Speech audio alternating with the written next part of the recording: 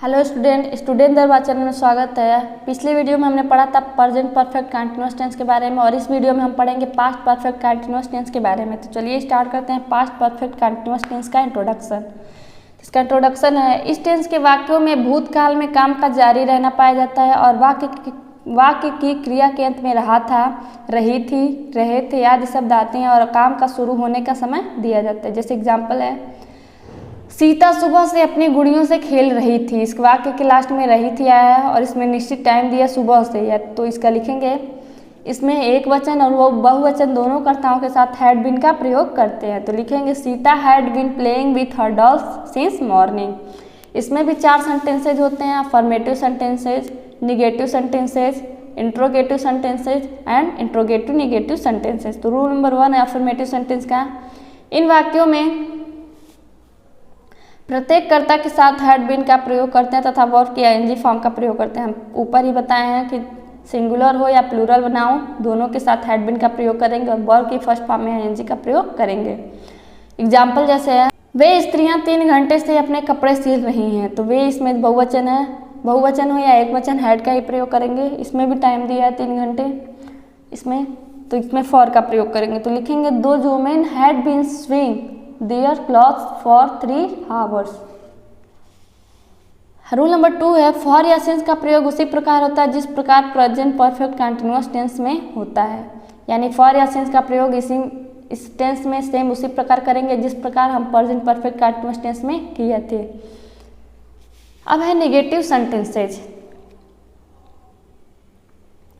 Negative sentences का rule number 1 है, negative sentences में हैड के तुरंत बाद नॉट का प्रयोग करते हैं। इसमें भी सेम रूल वही रहेगा, बस इसमें हैड के बाद नॉट का प्रयोग करेंगे, उसके बाद बीन लगाएंगे। तो जैसे एग्जांपल है, मैं मंगलवार से इतिहास याद नहीं कर रहा था, तो हम लिखेंगे I had not been learning history since Tuesday, यानी मैं मंगलवार से इतिहास याद नहीं कर रहा था।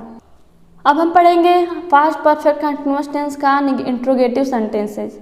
तो रूल नंबर 1 है इंट्रोगेटिव सेंटेंसेज का, यदि वाक्य में सबसे पहले क्या हो तो इंट्रोगेटिव सेंटेंसेज में हैड को सब्जेक्ट से पहले लगाते हैं। जैसे एग्जांपल है, क्या वह प्रातःकाल से तुम्हारी प्रतीक्षा कर रहा था।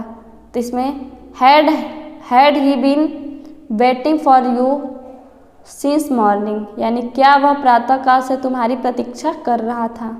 रूल नंबर 2 है, यदि वाक्य के बीच में प्रश्नवाचक शब्द हो तो पहले उनकी अंग्रेजी लिखते हैं और उसके बाद हैड का प्रयोग करते हैं। यानी वाक्य के बीच में जो प्रश्नवाचक शब्द कब, कहाँ, कैसे, क्यों आदि शब्द आते हैं तो सबसे पहले उसकी अंग्रेजी लिखते हैं, उसके बाद हैड बीन का प्रयोग करते हैं, उसके बाद सब्जेक्ट। रूल नंबर 2 है, यदि वाक्य के बीच में रूल नंबर 3 है, इंट्रोगेटिव नेगेटिव सेंटेंसेज में बीन से पहले नॉट लगा देते हैं। इसमें भी इंट्रोगेटिव नेगेटिव सेंटेंसेज जो होता है उसमें बीन के पहले क्या करते हैं, हैड के बाद नॉट, उसके बाद बीन लगाते हैं। जैसे एग्जाम्पल है, क्या हम उनकी सहायता कई सालों से नहीं कर रहे थे।